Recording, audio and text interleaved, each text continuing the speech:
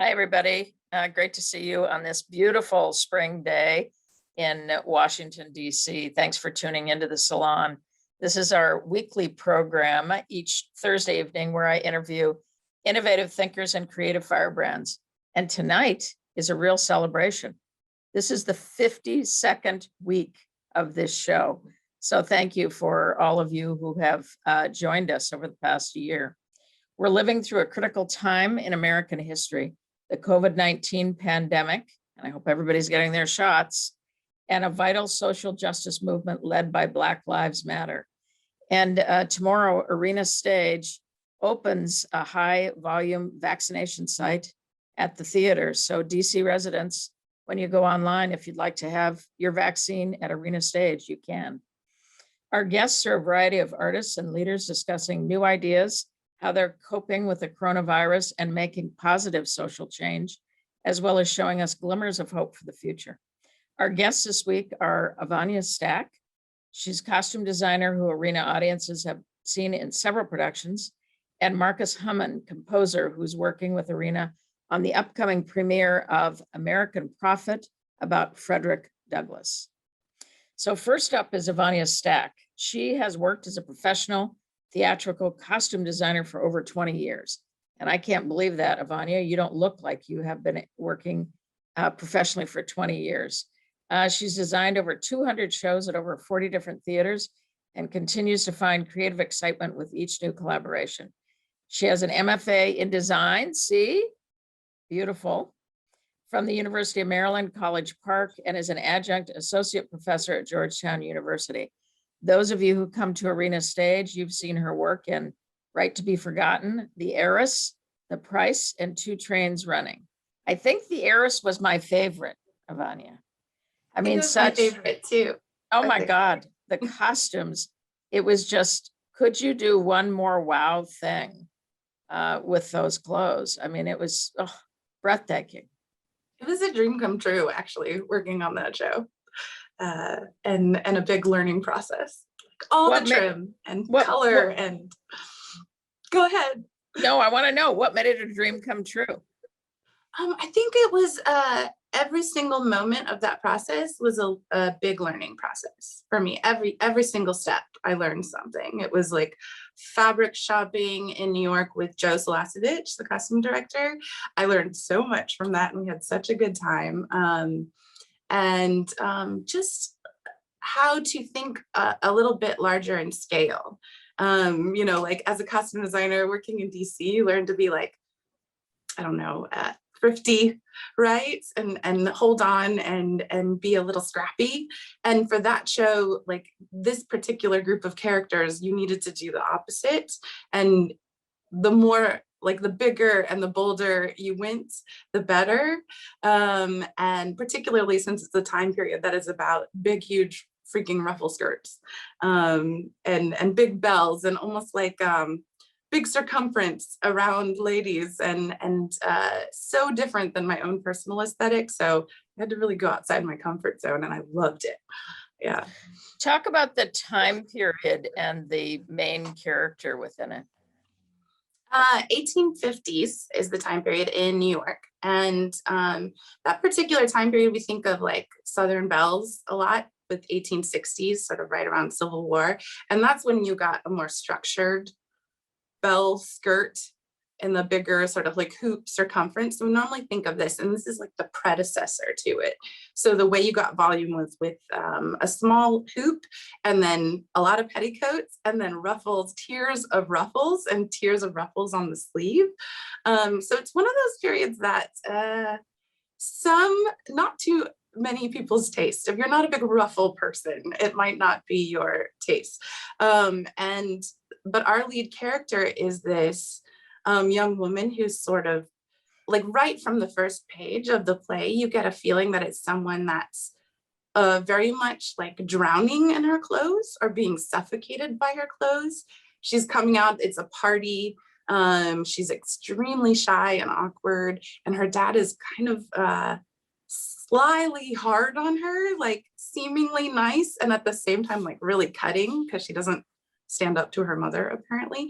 So she's really trying to impress him, and she has overcompensated in every way possible. And so that's a lot of rich food for a costume designer, because right off the bat, reading the first page of the play, you're like, okay, it needs to be scarlet, cherry red. I think it says cherry red, and she needs to be lost in it, and maybe she needs to be like choking a little bit in it, literally in the costume, which is appropriate for the period too. And he calls her, I think he calls her sumptuous.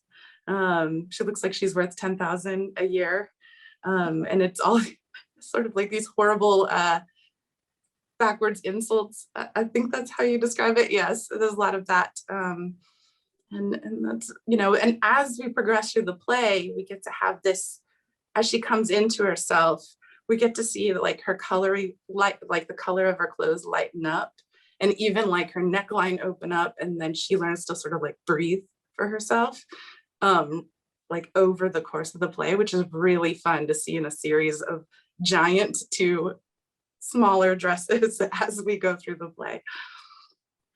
Yeah, and I remember one particular costume after she's lost the love of her life that you describe as a bruise. And it was beautiful because it was all in purples. Yeah, very much. Purples and browns. And yeah, there was a piece of research that was the jumping off point, and finding that fabric was the hardest. And thank goodness for that shop, because we basically made it with Carol's help.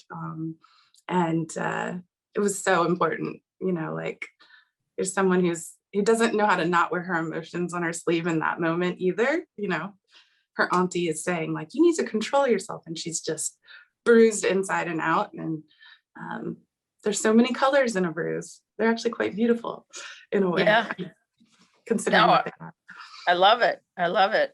You know, I think a lot of our audience probably won't be aware of the way in which costume designers think emotionally about color and emotionally about line and design. I mean, it is, of course, it's the functionality, but it also has to do with how do I bring this person into the world so that we know and understand something about them, and that they're revealed throughout the play, which you really did. So beautiful work. And now we're all completely jealous because you're at Roundhouse Theater. That's where you're calling in from. And you're in the middle of doing a play. Oh my God. Yeah. A year and a month in the pandemic, and you're doing a play. So tell us about it. It's my first in-person tech. I did a previous show, A Boy and His Soul, which was another one-person show, and I did the entire process, fittings, tech, through Zoom. It was a challenge. It was necessary, and it was worthwhile to keep fewer people in the room. But ultimately, since everything's getting filmed now, it's really hard to tell what's happening with color over Zoom. You know, like things aren't quite clear, and with stage lights, you lose detail. So we just decided for the second one, I should be here. So I tested in, and I'm here, and I'm so happy. And I actually dyed a shirt for this show. So it was like, felt really important to me to be able to see that under lights on stage in person.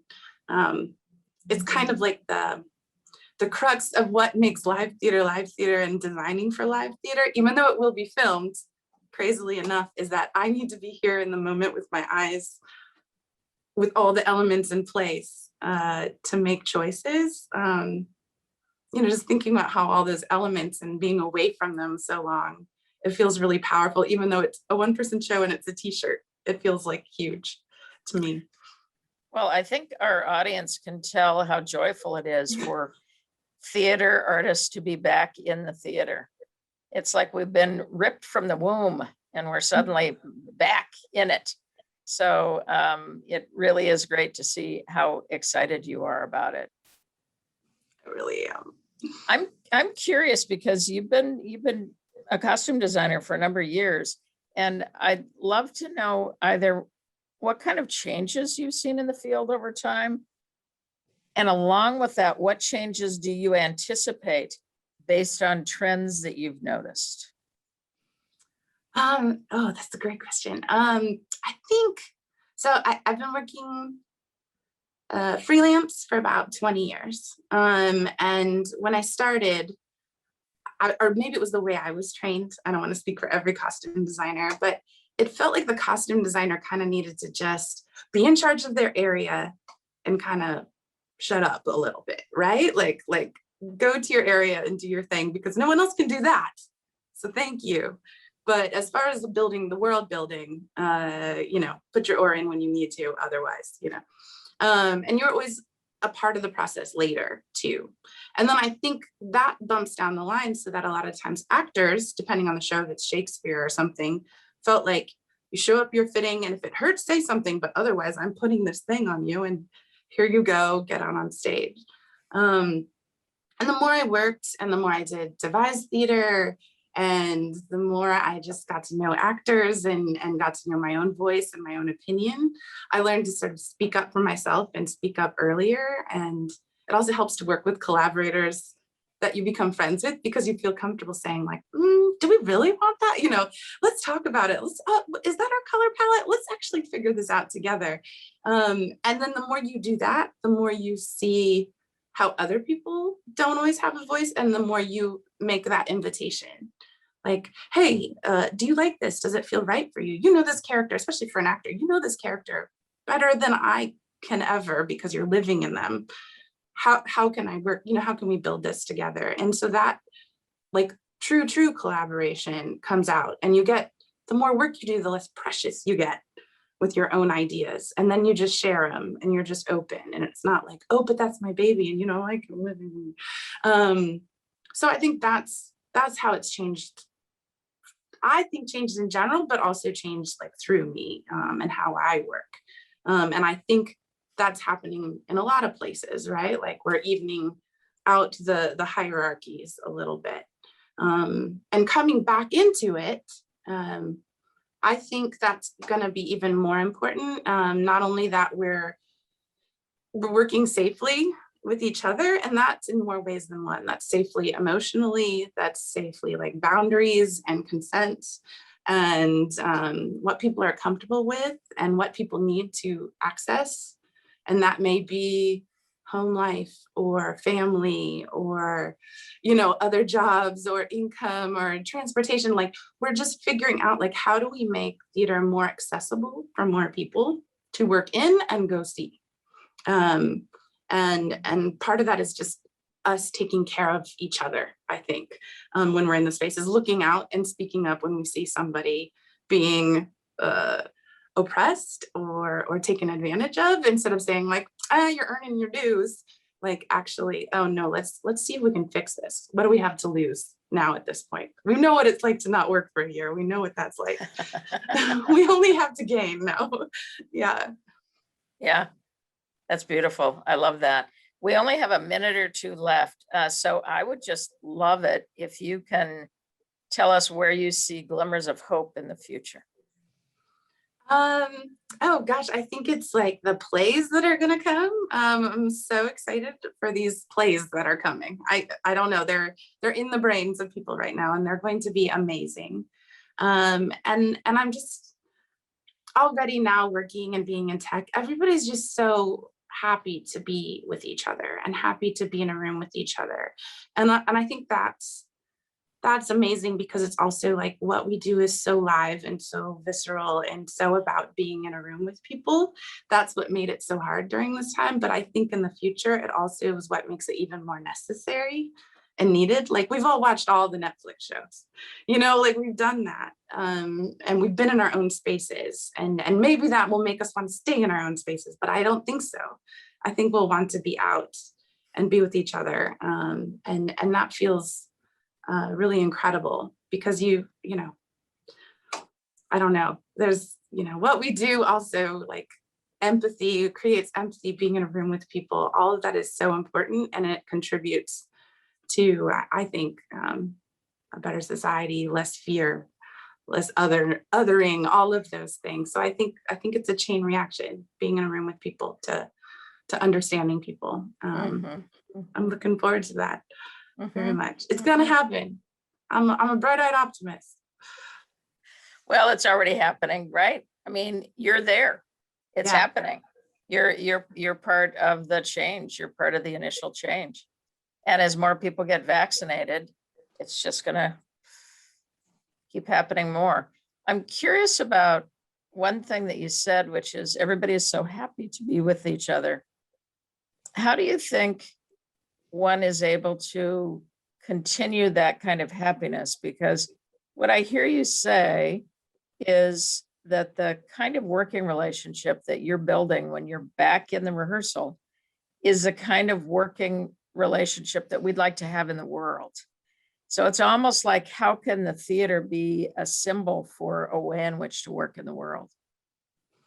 I think what's changed about how we're working and how joyous we are to be together is, first of all, because we missed it, but also there's no longer any fear of saying like, hey, I feel really suddenly a little tired. I just need to step away from it. Or I feel overwhelmed and I need a moment.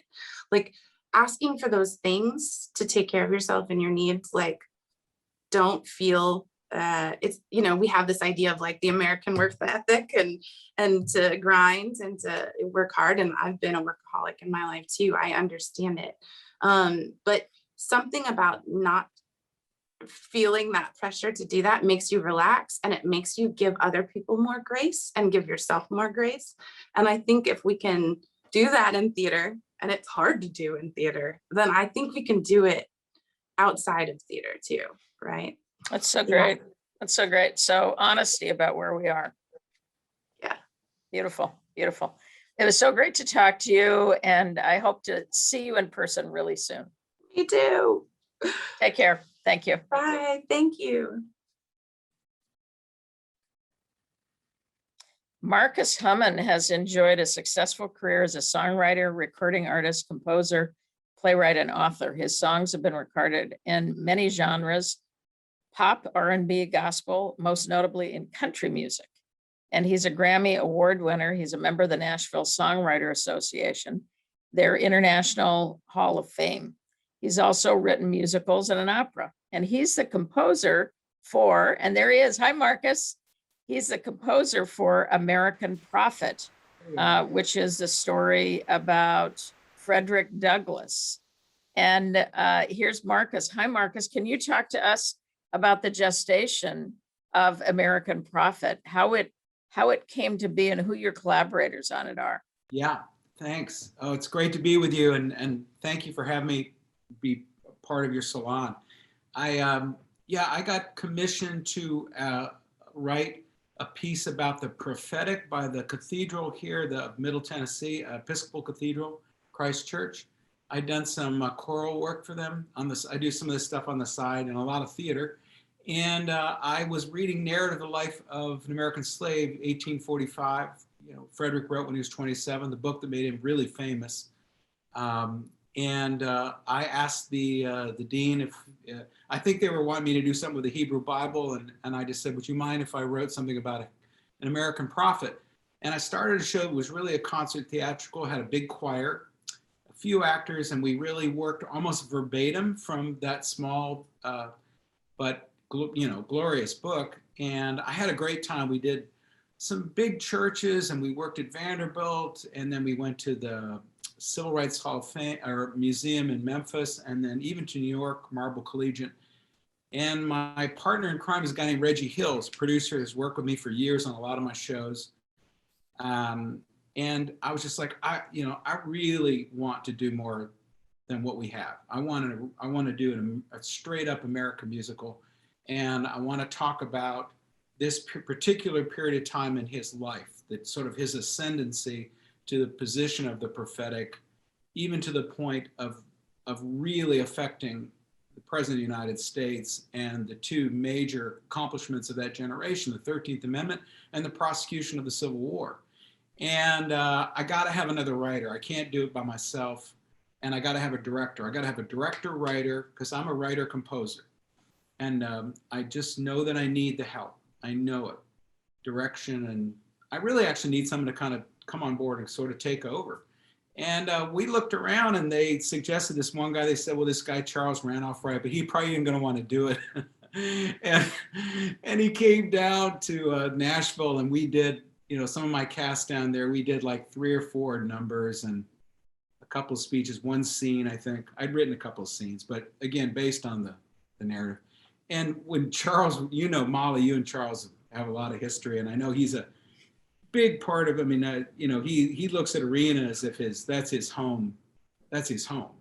And anyway, first thing he did when he came is he said, I just want you all to know, I'm here to hear this, but I'm also here to see my families in town. And I actually haven't listened to any of the materials. I haven't looked at anything. And I turned to my cast, I was like, we're screwed, because this guy is not going to want to do it. And, he was polite about it, but it was real clear he was doing somebody a favor.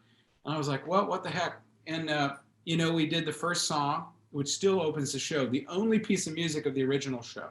What does freedom look like? And we did a little edited speech, then we did a couple of scenes, again, entirely based on the narrative. And we did about 30 minutes and we stopped. And Charles he goes, would you please sing that song, that first song again? And that night we had dinner, and he said, he's like, I really need to not do this. My agent is going to be furious. He goes, but I have to do this show. I want to do this show with you. How far do you want to go? And I said, I want to go the distance.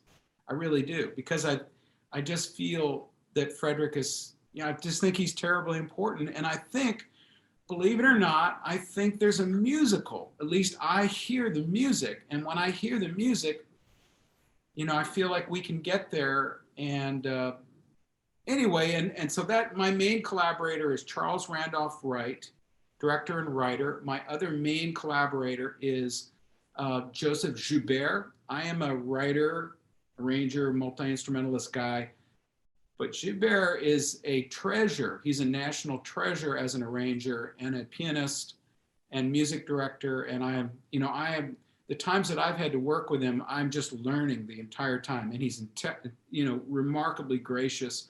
But, you're talking about a guy that did arrangements for Color Purple and Billy Elliot and on and on, so it's high cotton, as they say, these guys are really good. And we've got a wonderful show, it's still, it's been now, my life, it's been 6 years of my life. But, I'm still working on it. I mean, even during the pandemic and knowing that the show has to be postponed, I'm playing Beat the Song. And then Charles and I are sitting down. The Arena has been so gracious to let us work with Jocelyn Clark, the great Irish dramaturg. And I can't wait till we actually re-engage, because, I'm really nerdy about scripts too. That's also a big part of the theater process for me. Well, we can't wait, and we can't wait to produce it at Arena Stage. I adore this project. Of course, Charles and I have had a long relationship, and he's like a brother to me. I've known him for like 23 years and worked on like 15 projects together, but very much in each other's lives. Yeah. And he brought the project to me and he said, we got to do it at Arena. We got to do it at Arena. And I looked at it, and within a very short period of time, I said, we got to do it at Arena. What does freedom look like? Knocked me out. The music knocks me out. It's incredible music, Marcus. Well, I really appreciate it. And of course, it makes entire sense to do it at Arena. I'm a Washington, I was born, I'm living in Nashville for 30 some years, but I mean, I was born in GW Hospital, and my dad was Foreign Service, AID guy, and he worked for Carter administration in Saudi Arabia. We were traveling overseas, but I'm a DC guy. And so for me, and I know what Arena is.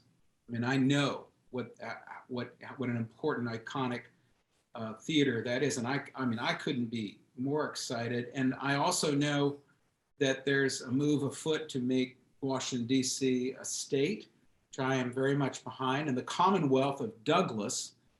And and just in general, given the political atmosphere right now, one of the things about the prophetic, when we say an American prophet, a prophet is a prophet for all time. It's not simply positioned in the 1850s and 60s and on. Douglas has things to say to us today. And it's actually remarkable. And we use every effort in this play to use as much Douglas language as we can. I mean, obviously, Douglas did not write scripts. So there is writing and there's interpretive work, particularly as it relates to his wife, which we're very interested in. We have to use other sources for that. Douglas did not write a great deal about his wife, but he wrote 3 autobiographies. So there is a lot of information. And in some cases, he offered quotes. He would talk about in his 3rd autobiography, Lincoln and William Lloyd Garrison and John Brown. And he talked about their conversations. And we use that because we want to give people a sense of what this man's language was like and how he electrified the nation and in many ways the world. People came from would come to just to hear Frederick Douglass speak. Yep. So it's an exciting. Yep. Well, I'm not going to let us off of this track until you show everybody your painting, because I think people can see it in the background, but I want them to see it. Can you take it? Painter. I'm not a great painter. I'm a kind of I don't know. It's like folk art, but I do a lot of painting. Since I got in the pandemic, I just started to paint again. I have one son, well, 2 sons. One's at SCAD. Our youngest is at SCAD, which is Savannah College of Art and Design. Our middle child is Hummon, and he has his own art company and paints and does all kinds of work. But I used to be a painter, and then when the world ended, I decided I was going to start painting again. So, I mean, apart from writing country music, which is mostly what I do. So I do. And what's the quote up there? Well, there's several. I actually I'm doing a whole series of American sort of saints so I have here, there is no struggle. If there is no struggle, there is no progress. It says here, it is easier to build strong children than to repair broken men. Power concedes nothing without demand. Let's see. Don't we know that's true? Yeah, that is right. But everything that he said is true for now, isn't it, Marcus? I mean, there are so many things that Frederick Douglass said that they just sing. They sing. So the idea of making this into a musical is so great. But I want to move on to one other idea, because I see our time is already a little bit tight. We could talk forever about this. I'm curious because, and we only have about 3 minutes left. Okay. But you've worked across so many mediums, stage, studio, book, film. What medium do you feel drawn to the most? And when you work in a specific medium, how does your knowledge and work in the other mediums affect your work? Okay, well, I'm attracted as an artist, and in my age, turning 60, I am drawn to theater more than any other form.